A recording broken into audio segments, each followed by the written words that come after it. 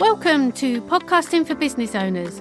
I'm your host, Laura McRae, a podcast consultant, educator, and self-confessed podcast nerd. If you're thinking of launching a podcast or want to grow the one you have, you're in the right place. Hold on to your headphones and let's go.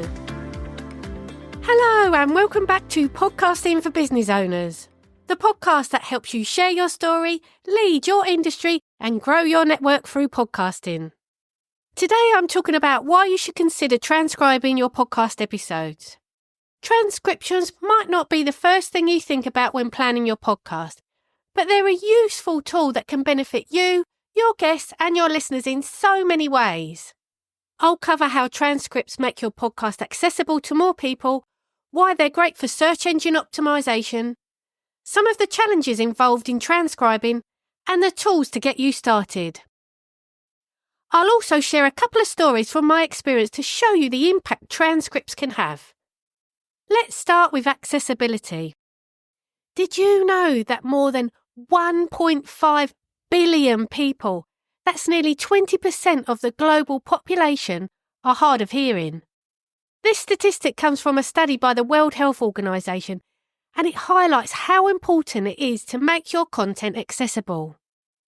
By adding the transcript to your podcast, it ensures that you're not excluding a large group of people from consuming your content. One of my clients is all about inclusivity, but when she launched her podcast, having a transcript for her podcast wasn't at the forefront of her mind. There's so many things to think of when launching a podcast. You've got to promote the show, record the show, write all the show notes and everything. And having a transcript just got missed. But when it came to inviting guests onto a show, some of them unfortunately said no. And the reason for this was because she didn't have transcripts on her podcast. They said she wasn't being inclusive. So for her now, providing an error-free transcript is a really important part of her podcast process. This ensures that she's being really inclusive. Even if you don't have an accurate transcript, by having a transcript shows your commitment to making your content accessible to as many people as possible. Now let's talk about SEO or search engine optimization. Currently, search engines like Google can't hear your audio. This means that if you don't provide a transcript, the content of your podcast isn't searchable online.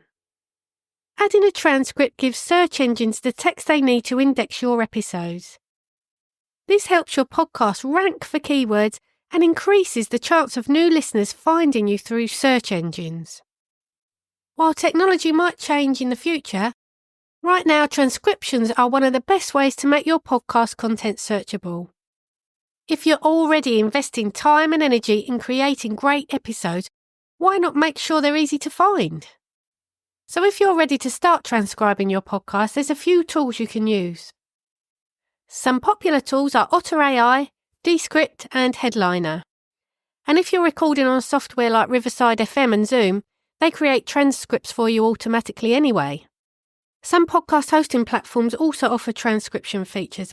I know they have this on Buzzsprout because I've seen it on there, and I'm sure the other hosting platforms do it too. I think you might have to pay a little bit extra for this service. I currently use Headliner, but I'm not married to it. It's just the first one I ever used and I've ended up sticking with it, but I'm open to other options. They all basically do the same thing. I should add that no AI transcription tool is perfect, and there's always going to be errors. And when I say always, I mean always. These transcriptions are never perfect. Personally, I don't have time to read through my transcript and make it error-free. I just don't have the time and resources for this. If this is something that's important to you, like my client I referred to earlier on in the episode, her VA reads through her transcripts for her and makes sure they're perfect.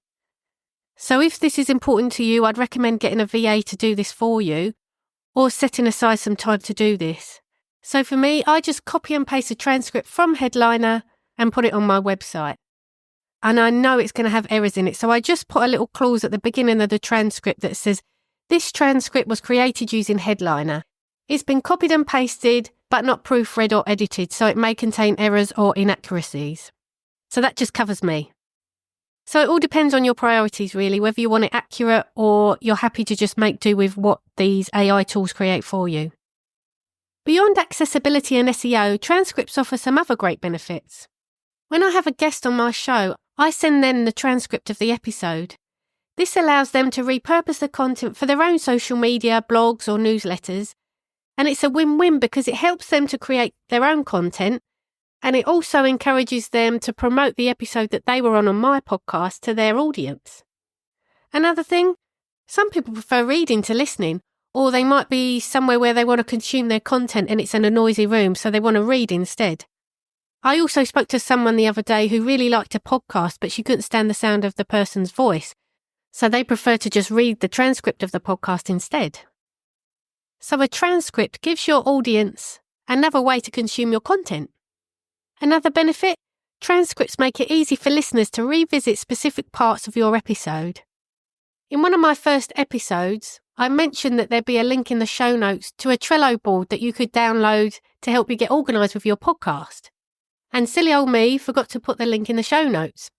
And a listener contacted me. She said, I didn't see the link in the show notes for the Trello board. I thought I'd made it up when I was listening. So I went to your transcript and searched up the word Trello and realised I hadn't made it up. So instead of re-listening to the episode, she went to the transcript, searched up the word Trello and saw that I did mention it. She contacted me for the link, which I then provided.